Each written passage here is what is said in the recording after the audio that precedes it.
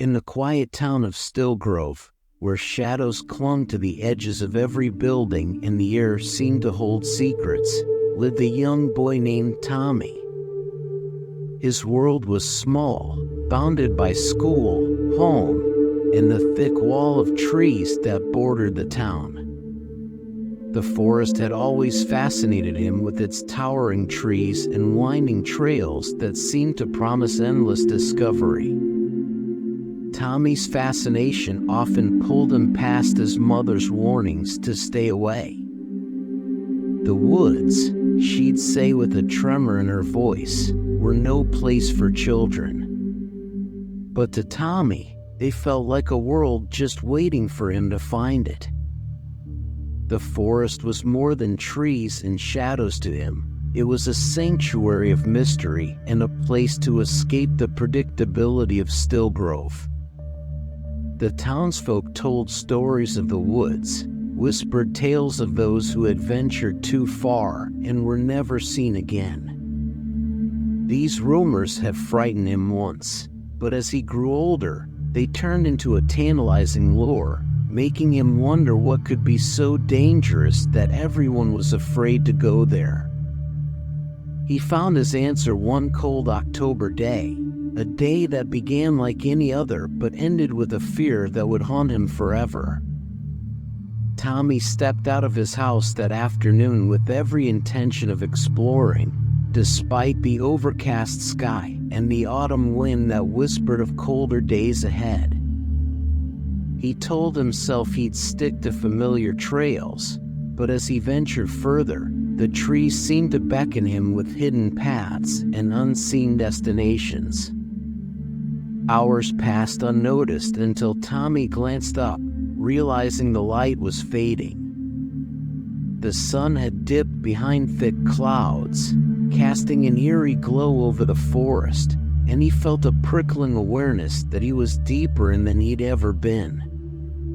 The trees here were older, their branches twisted like gnarled fingers reaching down toward him.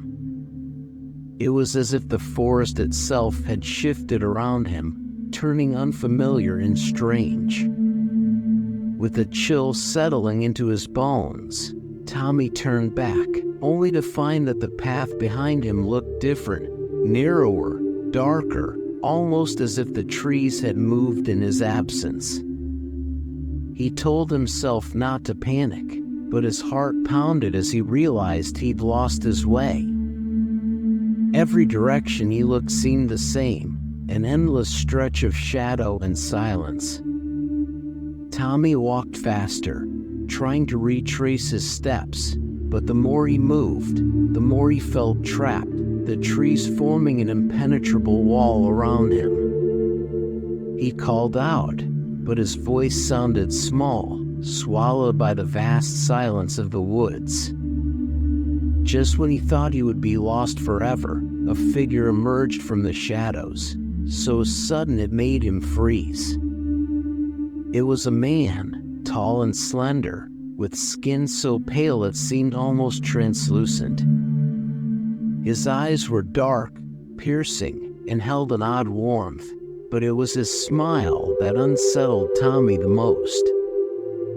The man's lips were pulled back in a wide grin, stretching unnaturally, almost as if it were carved into his face. Tommy felt an immediate urge to run, yet something about the man's presence held him still, as though he were rooted to the spot. "Evening, Tommy," the man said in a voice soft as a whisper, yet somehow filling the silence. Tommy's stomach twisted with fear. How did this stranger know his name? The man tilted his head, his smile never fading. "You seem lost." The forest can be tricky for those who don't understand it. Tommy's throat tightened, but he managed to speak. Who are you?" The man's smile widened, his eyes gleaming with something unreadable. "Just a friend," he said, his voice laced with an eerie calm. "I know the way through these woods." Would you like my help?" Every instinct screamed for Tommy to refuse, but the man's presence held a strange allure. He felt both fear and an inexplicable urge to trust him. Nodding slowly, Tommy took the stranger's extended hand, which was cold, almost unnaturally so.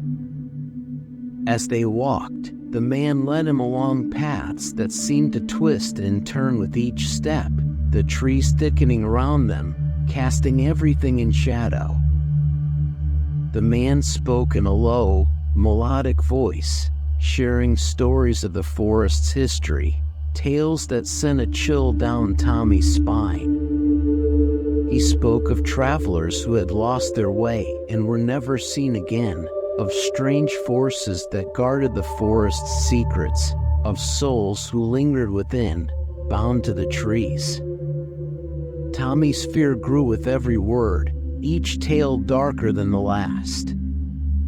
It was as if the man were weaving a spell around him, making the forest seem more alive and more dangerous with each step. The farther they walked, the more the forest seemed to shift, the trees closing in, the paths narrowing, turning into a labyrinth of shadows and dense underbrush. Tommy's grip tightened on the man's hand, though he felt an increasing unease with each step. The stranger moved with an ease that was almost supernatural, navigating the forest as if it bent to his will. Meanwhile, Tommy felt the darkness pressing in on him, whispers flitting through the trees, as though unseen eyes watched their every move.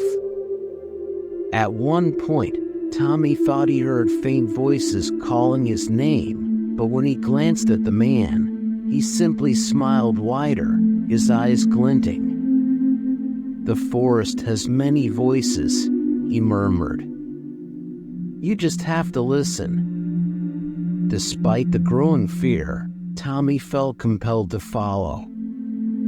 The man's grip was unyielding, leading him further and further into the heart of the forest. The shadows around them grew darker, colder, and Tommy began to wonder if he would ever see his home again. The man continued to speak, his stories growing more chilling, each tale a warning. He spoke of children who had wandered too far, of those who ignored the forest's whispers and were claimed by its depths. As they walked, Tommy's fear turned to panic. He had the sudden, horrifying realization that the man might not be human. His skin looked too pale, his eyes too dark, and his smile too wide, like something wearing a human form. He tried to pull away, but the man's grip tightened, his eyes narrowing. "Patience, Tommy," he whispered. "We're almost there." Tommy's heart raced as they approached a dense thicket. He felt a chill pass over him as he looked around, realizing he had no idea where they were. Panic surged within him, and he tried to pull his hand free, but the man held on, his gaze dark and unyielding. "You don't want to go back, do you?" he asked softly. "There's so much more to see." Tommy's fear spiked, and in a desperate burst of strength, he yanked his hand free and stumbled back, his gaze fixed on the man's wide, unblinking eyes.